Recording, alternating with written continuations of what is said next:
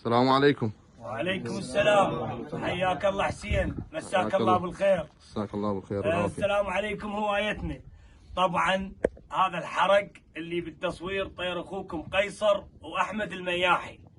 هذا الطير مواصفاته طيبه كلش.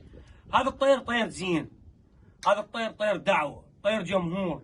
هذا الطير واقف عليه جمهور ما يقارب 60 نفر من شالو، وطار باحسن الاحوال وانمدح مدح طيب.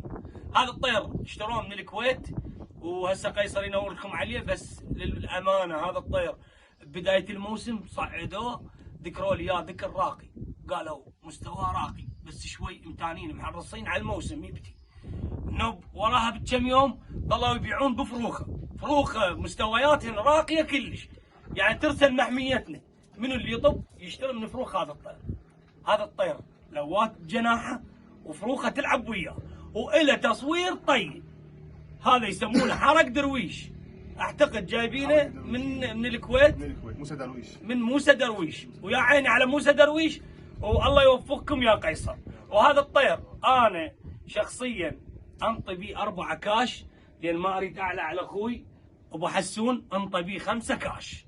عصفور الحارس. الله يشهد وين راح حسين؟ انا كلفوني علي، كلفوني علي مسا خبروني. نعم. قالوا لي عمي اذا ب5 نجي هسه ناخذه. قلت لهم قافلينه ب10، والله هم ربي يوفقكم ويستاهلون ان شاء الله. يستاهلون والله. الله يوفقكم. هذا الطير والله طير مواصفاته طيب. والطير يطير ما منزلينه، هذا الطير موجود يعني اي وقت بالبرج بكل هوا. يقول لك الولد حياكم الله كل هوا ويا خليجي.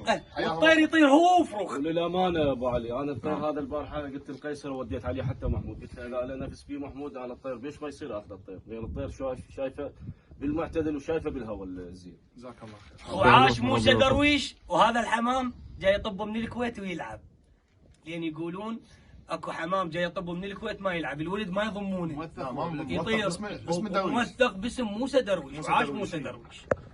يستاهلون. يستاهل